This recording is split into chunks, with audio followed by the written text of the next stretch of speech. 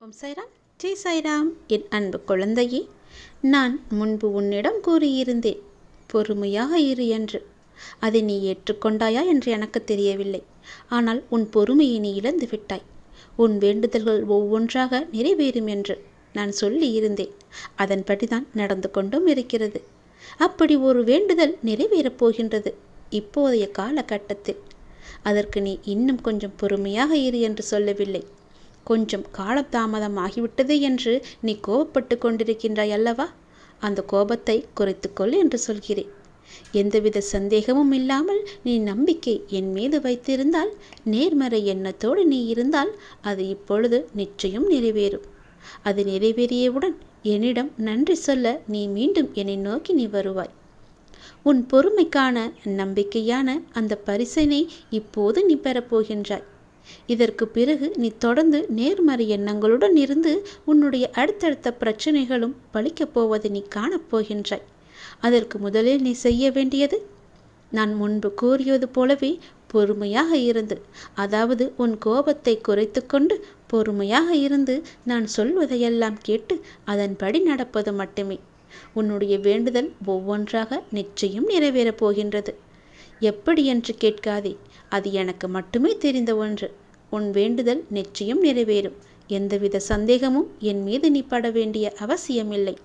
அப்படி உனக்கு நம்பிக்கை குறைந்தால் அதற்கு என்னால் ஒன்றும் செய்ய முடியாது. நீ என் மீது அவநம்பிக்கை வைத்தாலும் சரி, நம்பிக்கை வைத்திருந்தாலும் சரி, என்னுடைய பொறுப்பு உன் கடமையை நிறைவேற்றுவது. நீ என்னிடம் கேட்டதை கொடுப்பது. அந்த கடமையை நிறைவேற்றுவது என்னுடைய முழு பொறுப்பு என்பதை நான் ஏற்றுக்கொண்ட பிறகு அதை நான் செய்யாமல் விடமாட்டேன். உனக்கு எது வேண்டுமோ, அது எந்த நேரத்தில் வேண்டுமோ, எப்பொழுது கொடுத்தால் அது உனக்கு பல மடங்காக பெருகுமோ, அதை நான் உனக்கு நிச்சயம் தருவேன்.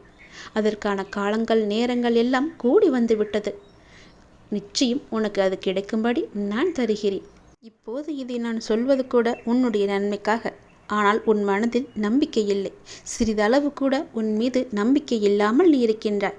அந்த நம்பிக்கை குறைந்தாலும் பரவாயில்லை. உன் நம்பிக்கைக்கான பரிசு எதுவோ அது உன்னை தேடி நிச்சயம் வரும். அதை நீ பெற்றுக்கொள்ள தயாராக இருக்க வேண்டும். அதற்கு பிறகுதான் உன்னுடைய வாழ்வில் தொடர்ந்து நேர்மறை எல்லாமே நிகழப்போகிறது. உன் வீட்டில் நேர்மறை சக்தியை நான் புகுத்தப் போகிறேன்.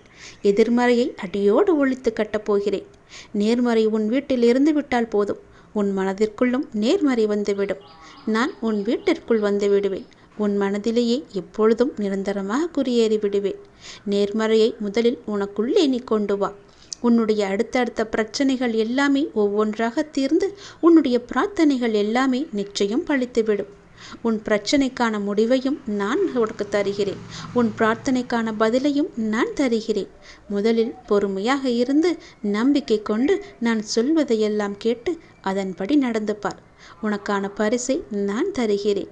நேர்மறை எண்ணத்தோடு நீ நடக்கும்போது உனக்கு நேர்மறையான பதில்களை உனக்கு கிடைக்கும். அவன் நம்பிக்கை கொள்ளாதே, நம்பிக்கையோடு செயல்படு. நிச்சயம் உன் வாழ்வில் பல பல நன்மைகளையும் அடுத்தடுத்த பிரார்த்தனைகளுக்கான பதில்களையும் நான் உனக்கு தந்து கொண்டே இருப்பேன். இனி உன் வாழ்க்கை சொர்க்கமாக மாறப்போகிறது. சந்தோஷமாக இருக்கப் போகிறது. நன்றி என்று கூறு.